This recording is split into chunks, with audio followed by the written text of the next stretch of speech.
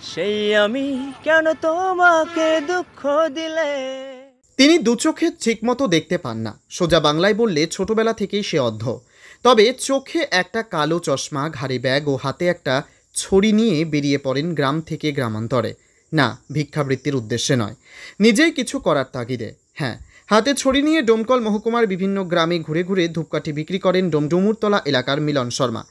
গল্পটা অন্যরকম হতে পারত, অন্ধ হওয়ার অজুহাতে ভিক্ষাবৃত্তি করে জীবন অতিবাহিত করতে পারত মিলন, কিন্তু না, তিনি সেই পথ বেছে নেননি। সাহস জুগিয়েছে নিজে কিছু করার, আর তাই কিছু না হোক অন্তত ধূপকাঠি বিক্রি করে যতটুকু উপার্জন হয় সেই নিয়েই খুশি মিলন শর্মা।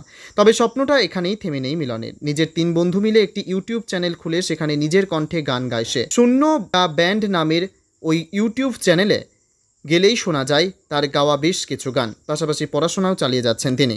উচ্চ মাধ্যমিকের পর শিক্ষকতার উদ্দেশ্যে ডিএলএড করেছেন এবং বেশ কিছু টেট পরীক্ষাও দিয়েছেন। সামনের আরও নানান প্রতিযোগিতামূলক পরীক্ষাতেও বসবেন তিনি, এমনটাই জানান মিলন শর্মা।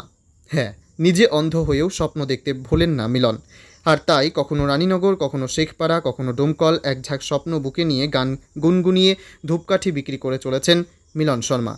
আমাদের টুডে মুর্শিদাবাদ ফেসবুক পেজ থেকে তার এই প্রচেষ্টাকে স্যালুট জানায়। রানীনগর থেকে জুলকার 9-এর রিপোর্ট, টুডে মুর্শিদাবাদ। হ্যাঁ, অবশ্যই শক্তি পাচ্ছি বলে তো 2 বছর ধরে এটা কন্টিনিউ করতে পারছি। দেখুন, মানুষের সব কিছু তো পৃথিবীতে একমুখী হয় না, মানে অনওয়ে বলে কিছু হয় না পৃথিবীতে। পজিটিভ থাকলে নেগেটিভ থাকলে, নেগেটিভ থাকলে পজিটিভ থাকবে, তাই না? দুটোকে নিয়ম তো চলতে হয়। তো পজিটিভের সংখ্যাটা বেশি, নেগেটিভের সংখ্যাটাই কম। এরকম কোনো বলা যায় না কবে করতে পারি, কারণ এগুলো তো ডিপেন্ড করে সেলের উপর। তবে কোনো দিন 400 হয়ে যায়, 500 হয়ে যায়, কোনো দিন হয়তো 250, 300, 200 গিয়ে থেমে যায়, এরকম। কারণ হচ্ছে দেখুন, একটা কথা হচ্ছে যে আমি কিছুটা হলেও পড়াশোনা করেছি, কলেজে গেছি, ডিএলএড করেছি, হ্যাঁ, তার বিভিন্ন এক্সামে বসছি। তো যখন দেখি চাকরিটা হচ্ছে না, মানে এই মুহূর্তে, হ্যাঁ, তো তারপরে ঘরে বসে থাকতে লাভ নেই, কারণ আমি গরিব ঘরের ছেলে, আমার আবার লেবার।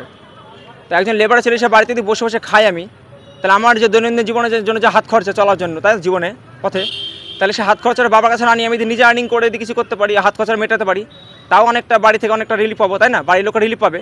তো এটা মাথায় ভেবে আর কি তখন এই রাস্তায় হাঁটা আর কি। বলে এটা মানুষের যে ধারণা, একটা ভুল ধারণা বলবো না, কারণ সমাজে এটা গতানুগতিকভাবে ঘটে আসছে, এটা হয়ে আসছে, আমরা দেখে আসছি, হ্যাঁ।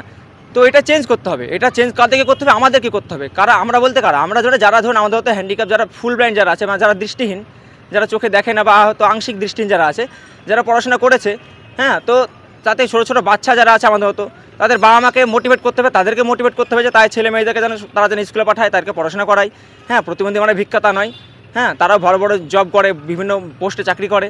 তো এটা জন্য তাদেরকে মানে সচেতনতা দিতে হবে আর কি, তাদেরকে সচেতন করতে হবে। তো এটা অবশ্যই একটা করা উচিত, এবং এটা করছি আমরা। ফিডব্যাক অনেক পেয়েছি যে কেন করছো, কেন এগুলো করো, হ্যাঁ, তোমরা এটা কেন। এই যে সেদিন একজন ভদ্রলোক বলছো, নাম বলবো না কারণ তাকে অসম্মান করা হয়, আমাদের ওইদিকে এখন ডাক্তার, হ্যাঁ, মানে ডাক্তার বলতে হাতই ডাক্তার, ওষুধ বিক্রি করে বেড়ান। তো আমাকে সেদিন বলছিল যে তুমি একটা শিক্ষিত ছেলে ঘুরে বেড়াচ্ছ, আমার দেখে খুব খারাপ লাগছে। আমি সেটা কী করবো বলুন, আমার তো কিছু করার নেই, আমি গরিব মানুষ, আমাকে তো সেল করতে হবে, কিছু আর্নিং করতে হবে, হ্যাঁ। তাছাড়া কিছু করা ভালো, চুরি করার থেকে বা লোকে চাওয়ার থেকে। বলছে না, তোমার তো অপশন আছেই, হ্যাঁ, তুমি চাইলে তো বসে পড়তে পারো, হাত পাতলে তুমি অনেক টাকা পাবে, তুমি এটা কেন করছো? তো উনার মতো একটা এডুকেটেড পার্সনের কাছে আমি এটা আশা করিনি, এটা আনএক্সপেক্টেড। তো এরকম ধরনের লোকও থাকে, মানুষকে ডিমোটিভেট করার লোকও থাকে, মোটিভেট করার লোকও থাকে, সব রকমই থাকে। এবার টোটালি মানে ডিপেন্ড করে আমাদের উপর, আমি আমার কোনটা নেব। আমি কাজ করার পাশাপাশি বলতে যে পড়াশোনার চাকরির জন্য পড়াশোনার প্রিপারেশন নিচ্ছি, টেট দিয়েছি, এবার অন্য এক্সামও দিচ্ছি, সামনে পিএসসি ক্লাসশিপ সেটা দিব, হ্যাঁ। পাশাপাশি আমি গান ভালোবাসি, গান গাইতে ভালোবাসি। আমাদের একটা ব্যান্ড আছে ছোটো, শূন্যদি ব্যান্ড, ওই চ্যানেলের নাম। তো আমরা গান লিখি, আমাদের লেখা গান। তো এই গানে আমাদের 3 জন মিলে কাজ করি, আমি, অর্ঘ্য, আর আমাদের একটা প্রয়াত বন্ধু মিন্ময় মণ্ডল, চলে গেছে আমাদের ছেড়ে। তো আমরা তাদের নিয়ে কাজ করেছি, এখন চলছে কাজ আমাদের। তো আমাদের এইভাবে চলছে আর কি। পাশাপাশি বলবো যে একটা দেখুন, কোনো পেশা ভালো না লাগলে আমাদের করতে হয়। চুরি আর ভিক্ষার থেকে কিছু করা ভালো, তাই না? একটা কথা আছে, something is better than nothing, তাই না? ইংলিশে একটা কথা আছে, মানে কিছু না থেকে কিছু থাকা ভালো, তাই না? তো আমার কথা হচ্ছে যে ভাই কিছু করো, মানে ডু সামথিং, তাই না? মানে লোকের কাছে হাত পেতো না, হয়তো পেশাটা তোমার পছন্দ নয়, কিন্তু তবু করতে হবে। কেন করতে হবে? কারণ তোমার জীবনে চলাফেরা, তোমাকে তো বাঁচতে হবে, তোমার তো কিছু দরকার, তাই না?